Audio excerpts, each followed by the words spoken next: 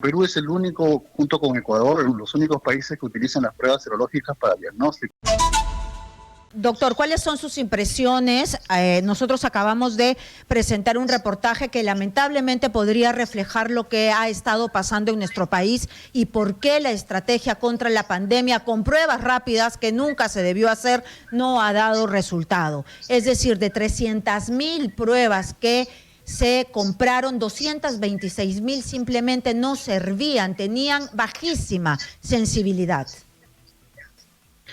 Mire, desde hace varios meses hemos señalado que, primero, que las pruebas rápidas serológicas, porque hay pruebas rápidas de antígeno y pruebas rápidas moleculares, rápido es el procedimiento.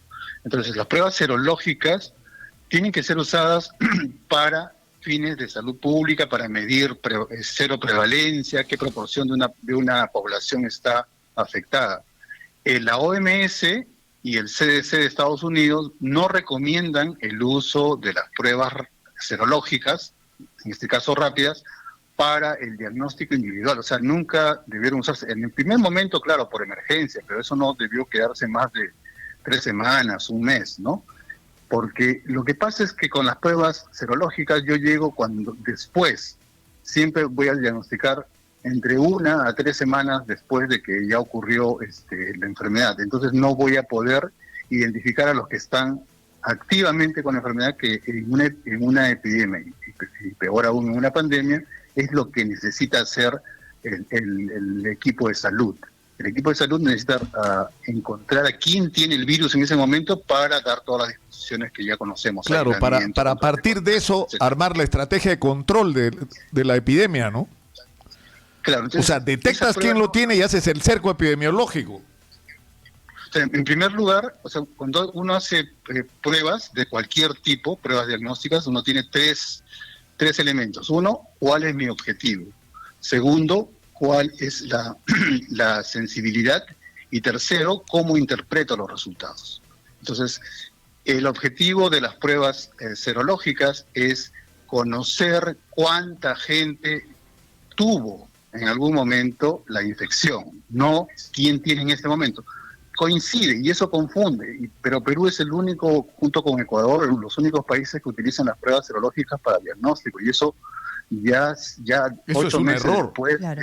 Doctor ya no debe usar. Lo que pasa es que esto es más grave aún cuando la prueba no es confiable. Es decir, cuando te declaran que tiene 93, 94 de sensibilidad y a la hora que la sometes a la evaluación reactiva, te sale que no es así. Que si tiene 60... Es mucho. Lo celebras porque tiene menos de 60. Es decir, porque lo que estás adquiriendo a través de esas pruebas es información, por decirlo menos, dudosa, si no falsa. O sea, primero que el objetivo no es el que debería usarse, se usa para otra cosa. Segundo, esas pruebas que ustedes han mostrado, por lo menos, y según lo que han mencionado del INS, no tenían la calidad suficiente. Entonces, el resultado podía ser cualquier cosa. Más, digamos, más preciso puede ser tirar una moneda al azar, porque con esa sensibilidad, en realidad el valor predictivo positivo, o sea, el verdadero resultado es muy, muy, muy impreciso. Entonces, se ha conocido antes de casos efectivamente dramáticos, como el que ustedes han mostrado que no lo conocía, pero hay otros, el del ex congresista de Ucayali y muchas otras personas que teniendo síntomas, resultados negativos, algunos no fueron admitidos, lo cual es algo que tiene que investigarse porque los médicos manejamos el caso clínico, la persona claro, que está afectada, no me importa si tiene positivo o negativo, yo lo tengo que atender y estabilizar y tratar. Pero hay otros casos en los que las personas han recibido el resultado negativo de esas pruebas rápidas y no han querido ir a los servicios porque se iban, entre comillas, a contagiar. Eso es lo que decían, ¿no? Entonces ha sido muy difícil a veces convencer a esos pacientes que por los síntomas y por el momento en que estamos, debían ir al hospital para ser atendidos. Entonces, esos son varios ejemplos de lo que... Claro, amparados en el falso negativo es que ellos bajan la guardia y en esta enfermedad los días pasan y definitivamente van contra la misma persona que puede terminar muriendo. Y como usted dice, esto es el azar, no sirven para nada. Primero, no se debieron comprar, luego la sensibilidad es prácticamente con una total ineficacia. Y nos hablaba de un tercer punto. En el tercer punto era la interpretación, que es otro tema, porque los médicos tenemos que interpretar de acuerdo.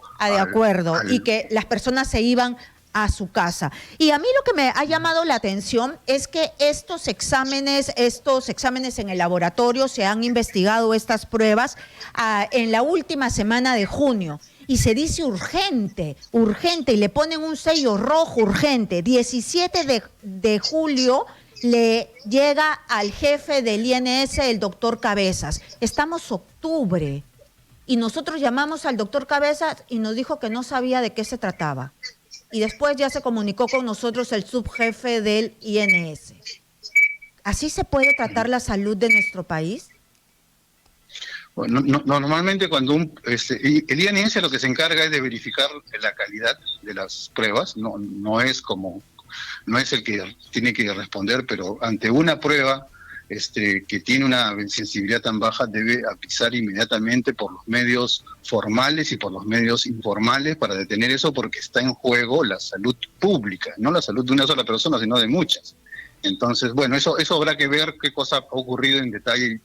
No se menciona en detalle en el reportaje y yo no podría tampoco pronunciarme sobre eso. Lo único que sé es que claro, pero las interrogantes, doctor Gosser, inmediatamente llegar a todos los que tienen que detener ese lote. Claro, pero el problema es que usted dice no es recomendable, no lo recomiendan las autoridades sanitarias en el mundo, que sea utilizada como referencia para detectar a los pacientes que tienen un virus, como en este caso el coronavirus, el uso de otra prueba que no sea la molecular, porque esa te dice de manera absolutamente certera si tienes o no tienes el virus y el margen de error es pequeño y eso te permite una rápida intervención. Llegamos tarde, terminamos comprando pruebas rápidas. 4 millones de pruebas se han aplicado, entiendo que la mayor parte de ellas han sido pruebas rápidas. La pregunta es, ¿cómo puede ocurrir que se adquieran pruebas como estas que no tenían certificación en su propio país y que a la hora que son sometidas a evaluación no pasan los rangos mínimos de confiabilidad? Pero además, ¿en cuántos otros casos ha ocurrido? ¿Cómo podemos saber eso o no? De los 4 millones de pruebas, ¿cuántas tienen las mismas características que estas 300.000? Todas las pruebas que se adquieren son enviadas al INS para que se evalúe la calidad. Entonces ahí debe estar los resultados de cuántas marcas que han llegado y han sido evaluadas para saber su especificidad y sensibilidad, es decir, su calidad, qué calidad tienen, ¿no? Lamentablemente entonces, estos documentos no son públicos. Este es otro tema que no. Sí, pero lamentablemente estos documentos no son públicos, deberían estar al servicio del periodismo, de la ciudadanía, para saber qué es lo que están utilizando con nosotros. Y además, si usted ha remarcado, y Nicolás también, de que no se deben usar estas pruebas rápidas, nosotros tuvimos la oportunidad exitosa de ingresar a los almacenes de la Direza a Tumbes, lleno de pruebas rápidas Hilo, una marca también sin certificación de origen, llena, y que se están utilizando porque ahí el jefe de la Direza Tumbes dice, nosotros lo estamos utilizando en todas las campañas. Me asusta lo que me dice. ¿En campañas? ¿En qué campañas? En las campañas, dice, para campañas, así nos dijo. No. La verdad que me sorprende porque, como les he señalado, ¿no? Las pruebas, cada tipo de prueba tiene su objetivo y tiene su calidad y tiene su interpretación. Entonces, no hay ninguna prueba serológica, que ustedes llaman rápida, que se tenga que usar en campañas. O sea, yo no veo cuál es la utilización en campañas. No hay que hacer campañas, lo que hay que hacer es usar las pruebas moleculares para detectar los casos.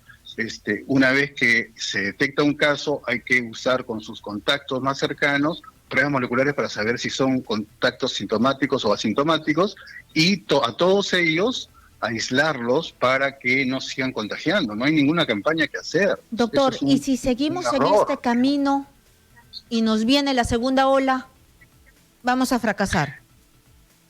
Mire, para enfrentar la segunda ola tenemos que conseguir las pruebas moleculares, pero ha pasado tanto tiempo. Colombia, el mismo Ecuador, Chile, Argentina, Uruguay, para mencionar solamente los países de la región, tienen pruebas moleculares. Entonces, yo entiendo que en marzo era difícil, en abril también, pero después ya no conozco en detalle y no podría afirmar nada al respecto, pero yo he visto que los otros países ya comenzaron, creció su capacidad diagnóstica, creció también su compra, entonces tiene que haber existido en algún lugar pruebas, ¿no? Entonces ahora, cuando termine esta primera ola, para prepararnos a una segunda ola, tenemos que tener pruebas moleculares, equipos de rastreo, equipos de personas que tienen que ser capacitadas, que tienen que ser apoyadas, supervisadas, y para que puedan contener, porque como estamos viendo en Europa, ha reaparecido una segunda ola. O sea, una segunda ola es altamente probable que ocurra en el Perú. Exitosa. No es Pero por eso es tan trascendente lo que usted está diciendo, doctor Gosser. Porque, es decir, para enfrentar no solamente lo que estamos viviendo de la pandemia, sino la eventualidad de que la situación se agrave, como ha ocurrido en otros países, ya haya lo que se ha llamado el rebrote, es decir, el incremento, ¿no?, de los casos de una manera, digamos, geométrica. En ese contexto es clave tener pruebas moleculares para detectar quiénes la tienen e intervenir. Si no, ¿cómo intervienes? Si no tienes pruebas que te den la certeza de quién tiene y quién no tiene el virus del coronavirus, el virus del COVID-19 en el cuerpo. Efectivamente, o sea, si no se tiene ninguna certeza, y estamos en este momento completamente a tiempo para poder traer las pruebas, armar los equipos, capacitar, ampliar la capacidad de rastreo. Y la parte de rastreo, no solamente la parte técnica de la que estamos hablando, tener las pruebas, tener los equipos, sino también integrar eso y trabajar con la comunidad para poder identificar potenciales casos, para poder llegar con información adecuada, pero también para facilitar el aislamiento y la cuarentena. O sea, aislamiento, cuando yo soy positivo, me aíslo. Cuando yo soy contacto de un positivo, estoy en cuarentena, aunque hago lo mismo. Entonces, pero si yo no tengo, si esa persona no tiene las condiciones en su casa para poder mantenerse ahí, va a salir a buscar alimentos, a buscar algún tipo de apoyo. Entonces, es integral. Y el soporte emocional es imprescindible. Que no hay que estar acompañando al paciente, porque lo que hemos visto es que todos tenemos ansiedad. Cuando usted le da COVID, creo que usted, Nicolás, ha tenido, uno se siente angustiado. No se sabe, hasta ahora no. Solo Dios sabe. Pero no he tenido ninguna prueba, en fin.